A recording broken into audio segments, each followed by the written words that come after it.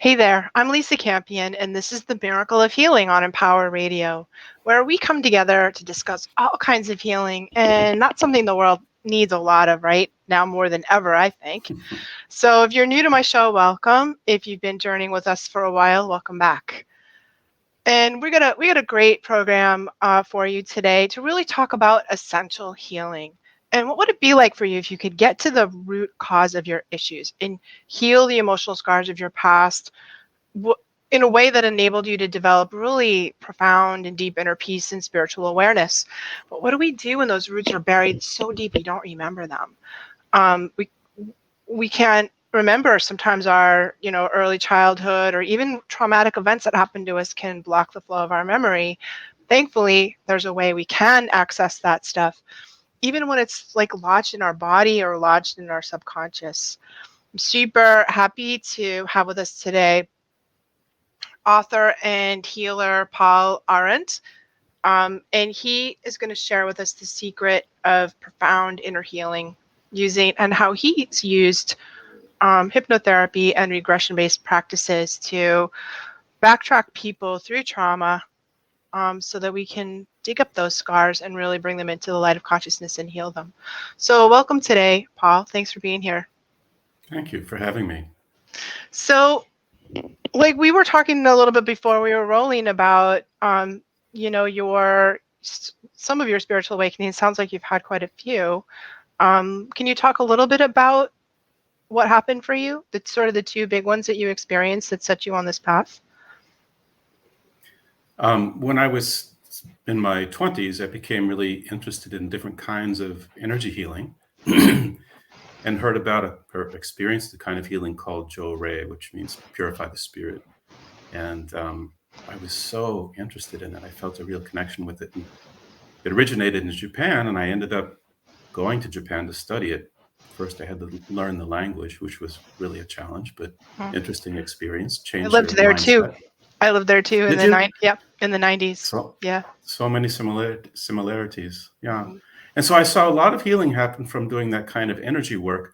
Came back to the US and practiced it for quite a while. But I think calling myself a healer and doing healing for other people, I began to see the limitation and even sometimes the danger of that. In that, I think in time I realized a better model is to really recognize that within each individual is the ability to heal themselves, and that within each individual is great wisdom. And so I really shifted how I practiced to a more client-centered approach, that when you walk through my door, I know, trust, and believe that you have the answers within you. I have a lot of skills and tools that I can use to help you find those answers and to resource your own healing. And that's really what's in Essential Healing, the book, is after 40 years of practicing therapy and healing work, are a lot of the techniques and processes that I use with other people. I put them in practices in the book that people can then use for themselves. I'm a really big fan of self-healing. So that was monumental in the early part of my life, to go to Japan, study this healing, and then come back and do it. And then the other big transformational experience that's similar to yours, and as you said, you were already on your path with healing, but being struck by lightning and having a near-death experience really changed my perspective. Things that were theories or concepts or things I believed became things I really knew. So we can believe in reincarnation, or believe that there's a soul, or believe that there's consciousness after death. But to see yourself dead in the street after being struck by lightning gives you a very different perspective. It isn't a concept or a theory, but it's a knowing. And then the experiences of being out of body, being free from limiting mental mind, and making that journey into spirit to experience unconditional love and experience oneness with all things, is so profoundly transformational that I came back from that experience trying to figure out a way to help other people experience the same thing without the trauma of 150 million volts of electricity in their body, or whatever other kind of trauma might send them in that direction. So I think Yeah, that's the two biggies. I mean, that's incredible. And we were talking before we were rolling the show today that I've been struck by lightning three times, not at the level, that you had, which really seemed like it, um, really hurt you. Sort of a miracle you didn't die at that moment. Yeah. Yeah. And Well, at that moment, I think I did, but yeah, I I came think back. you came back. That's incredible. And I loved how you talk in your book, Essential Healing, that it was sort of walked around with that trauma like lodged in your body and went on with things, but we're still carrying around the burden of that trauma until you receive some of the same kind of hypnotic regression therapy that you do, that you actually do on other people too. And that was an extraordinary story that really, I think, allowed you to integrate that and kind of make the spiritual connections once you came out of the trauma. Is that how you would put it? I think that's right. I carried, and I think this is true for many that have car accident, have physical damage, emotional, physical trauma, is that it becomes lodged. It becomes stuck in the body. It becomes stuck in the psyche. And there are a lot of modalities to work with that. And I've developed some myself. But I think one of the missing pieces, excuse me, for many is that it isn't just in the body or in the psyche. We carry it in our soul, in our Right. spiritual being, and we carry it through lifetimes. And so you can talk to the mind and you can release things from the body, which is a good start. I think it's absolutely essential and it's part of essential healing, but it goes even back further. I think that in general, with regression therapies, which is what I specialize in, there are three primary things that we're looking for. That's stored emotions that some experience then brings to the surface and we react in a certain way. The soul stores emotions too. Things that happened in the past haven't happened in this life, but we still can carry it, and it Right. influences how we live in this world. And beliefs. So we all form beliefs when we have different experiences. Certainly, they're in childhood, but they're also in utero. They're in the womb. Is mom happy about being pregnant? How's the relationship with dad? Is she worried about money? Does she have a there's not enough kind of belief system that then we absorb there before we're born? Right. And the soul brings in these beliefs from previous lives as well. Hmm. And then the other third really big one that trips us up, I think, is survival strategy. It's what we learn to do to stay safe and to try to get love and acceptance. And I think we all want love and acceptance, but often how we look to get that in a world that's not necessarily unconditionally loving can really cause trouble too. I know early on my strategy was I'll be good, I'll be responsible, I'll even take care of those around me. Hmm. A 9-year-old kid shouldn't be taking care of other people. Right. But you bring that into your adult life and you keep repeating it, it really causes trouble. Right. Yeah. Absolutely. Yeah, that was beautifully put. And I've done, a lot of healing work in my own life too. And I worked with a student of Michael Newton and did some regression sessions with him. And I I found that some of the most powerful healing that I've done, that I've received for myself, in understanding sort of that soul level that you're talking about, where we we have kind of, I don't know if it's so like unhealed trauma, but at the level of the soul that we then pull forward. You call it baggage in your book, right? That we sort of drag it Mhm. forward into our current life and, maybe recreate opportunities or create opportunities to continue healing that in our current life. Yeah, our soul carries baggage, beliefs, emotions, survival strategies from the past, Mm. and we inherit them. We Yes. inherit them from our friends, from our families, and our ancestors. And that's an essential part of healing too, I think, is that the belief systems, the energies that we inherit and carry often very unconsciously is something that's essential to recognize, identify, and then return. And I don't encourage people, if they carry, let's say, guilt or shame from their ancestral lineage, from their parents or their parents' parents or the ones before them. I don't encourage them just to release that guilt or shame into the universe, but I encourage them through a process, and it's in the book, to return that guilt and shame back to its origins, Mm. to return it back to the parents who inherited it from their parents and theirs from theirs. And as you do that process of return, it's not to return it meanly or to try to hurt them in any way. But when you return it to them and they can give it back to who they got it from, you're achieving healing for a whole family lineage rather than just the one person you're working with. Right. That's amazing stuff. So powerful. And I think we heal it for our up generation, the ancestors that have been with us already, and also for the down generation, like our children, Right. grandchildren, like when we that flow of healing goes both ways through the timeline that way. It's really Absolutely. powerful. Yeah. Yeah.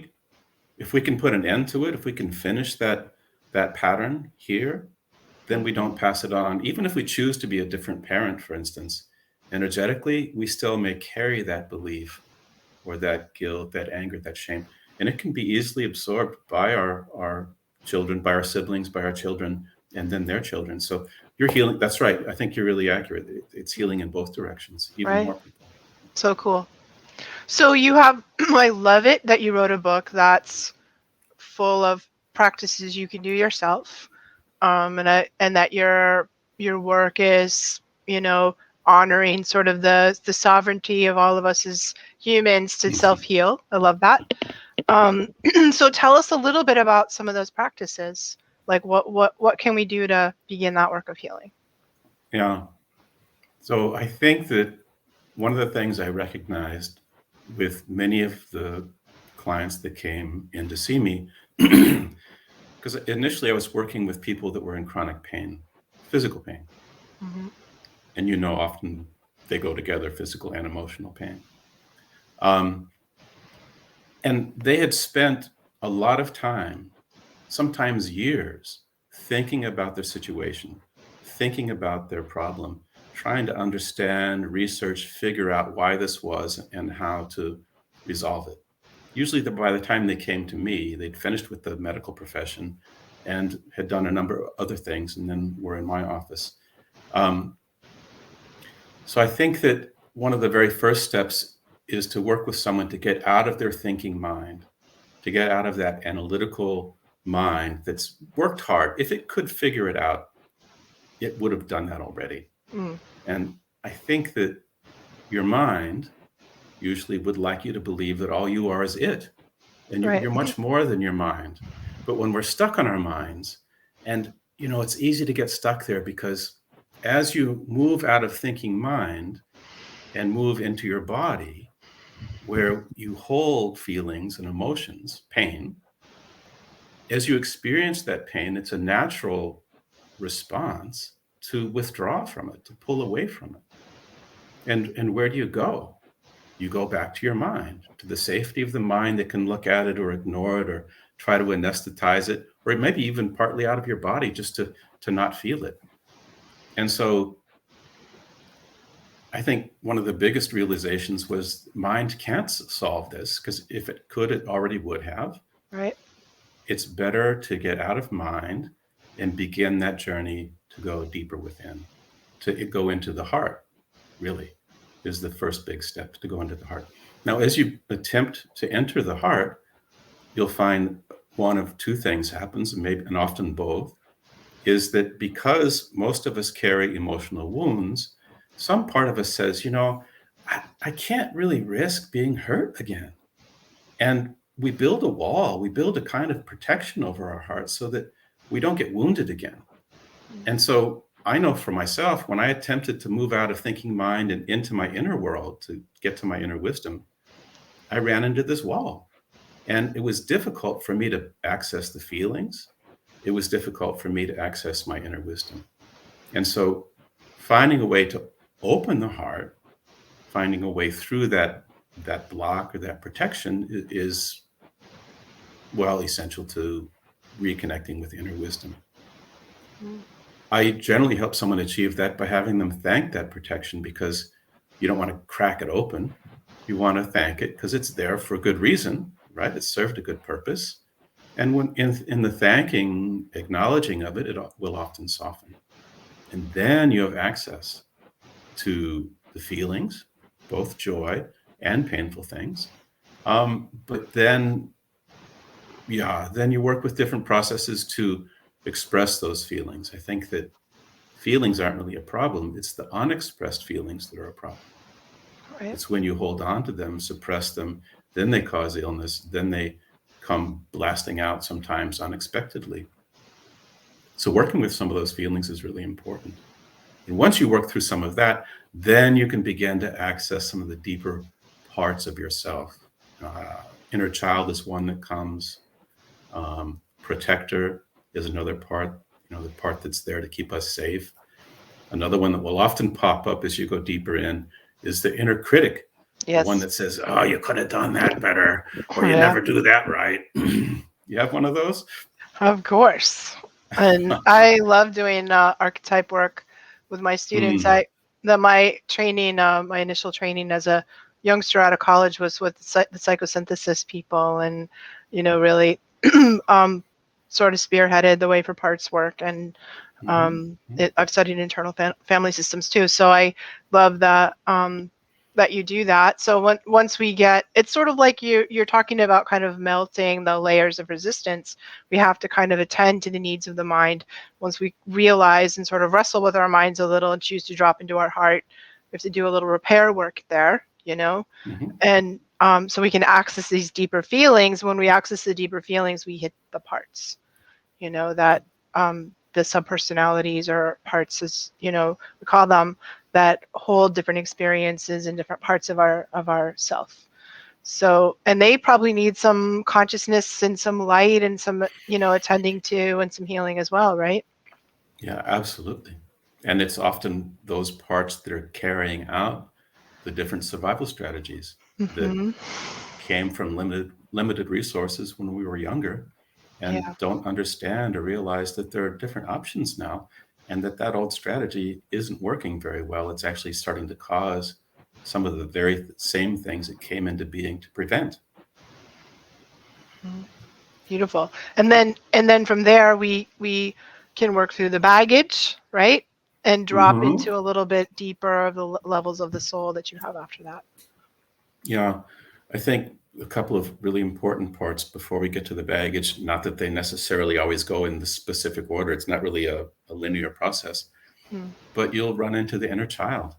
Right. And inner child, there's really two aspects of it. There's the wounded child, that will often present first, that needs some love, attention, healing, protection. But once you accomplish some of that, and start to reparent that aspect of the child that's been hurt, then the one I call the wonder child, the one that's full of playfulness and spontaneity and creativity, that one will come forward. And that wonder child is much closer to the authentic self, to the what I Right. call soul essence, right? And so I know for me in reconnecting with that part of myself, because I've been so responsible and serious since I was 9, um, brought so much more joy and playfulness back to me and to the courses I was running, to my family. It was really a big healing transformation for me. And then, yes, the baggage, the stuff that we carry, the not enoughness, that I'm not good enough, the guilt, the shame that comes from way back there. To be free of that is greatly uplifting. And along with that process, there are often occasions in our life and even in past lives where we have either had our power taken away or we've given it away because it was safer to do that. And so we've lost some of our soul energy, some of our own power, and nobody else needs that. It belongs to us. And so reclaiming that power, reclaiming those bits and pieces of ourself that have been taken away or given away, helps make us whole again, helps us be empowered once again. And then, yeah, the next step, um, I love it when someone comes in feeling guilt or shame or not good enough or low self-esteem and is really struggling, to get them through those layers, to reconnect with that part of themselves that's full of power and full of wisdom. I call it the wise one within. It can be the wise woman, the wise man. It's not really gender, but the inner wisdom that's far beyond our intellect. It's so empowering. It's so transformational. I love when I can help someone achieve that. It's beautiful work. And I think that a lot of people are familiar with the past life connection with regression work, Brian Weiss and Michael Newton, um, and Dolores Cannon, and all those wonderful people that have published books on those topics already, have kind of shown us the connection that we can have, with pain and past life stuff, pain and unhealed childhood trauma, or pain and past life stuff. And have you found that similar connection in the regression work you've done? Yeah, absolutely. So after my lightning strike, as I said, I was trying to figure out how to help someone have that same kind of spiritual transformation without the trauma. And past life regression felt close to it, but there was still something missing. And in 2001, I met Michael Newton, Hmm. and he was doing his first life between life regression training. Yeah. I assisted at that training, Cool. and I saw him do his one and only live demonstration. It's such a personal and soul Wow. revealing process. It's not usually done, but on the course, he did a live demonstration, and I said, that man found the way. He Yeah. really found a path into it, and we became close friends. I Hmm. helped him establish the Michael Newton Institute, and I'm the director of education for it now. That's great. I really, I worked with somebody who trained with him for my past life and life between life regressions, and it Hmm. was 100% life changing experience for me. Yeah, It's one of the most profound healings I've experienced for myself. yeah. So Paul, how can people, all this incredible work that you're doing, if people want to know more, how can they find you? Let's talk about your website for a minute. Okay. Yeah, I just want to say that there are many similarities between people's near-death experiences Mm, and people's life between life regression experiences. I think they yes. really prove out each other, right? It's Yeah, so much of the same kind of process that people experience. It's a totally. beautiful experience if someone can have that. Um, my website is Paul Aurand. I'm sorry, my website is paulaurand.com. Thanks for the reminder. Email is paul@paulaurand.com. I have a YouTube channel with a lot of free stuff on it that Cool. are workshops I've done. Some of the meditations that are in the book are there. Some of the courses I've done are there. Uh, you said in the very beginning, the secret of healing, right?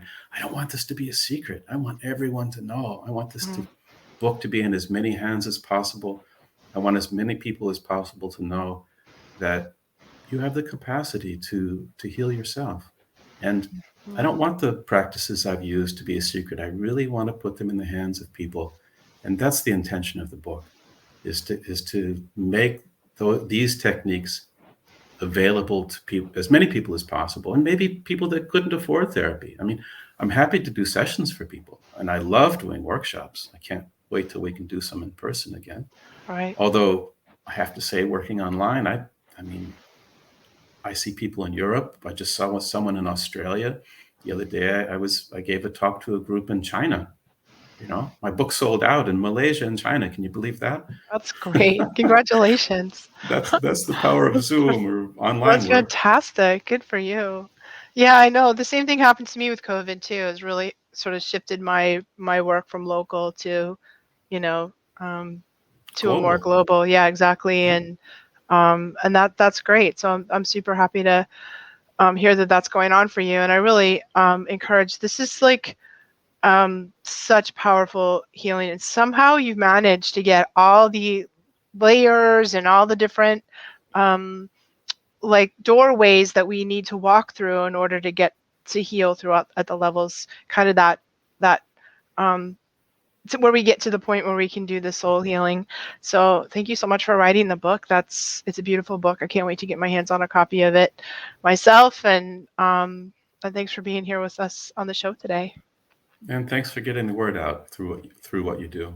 Yeah, I'm happy to. Your work is super important, and like everyone should run right out and get your books and check out your meditations and tap some of those resources on your website too. It's great. Great. So thank you so much for being with us today, Paul.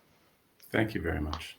And thank all of you guys who are tuning in too. We're super happy to have you here with us today. If you want to find out where I am, you can check me out at my website, lisacampion.com. I hope you stop by and visit with me too. So thanks for being here, where we are saving the planet one person at a time, right here on Empower Radio.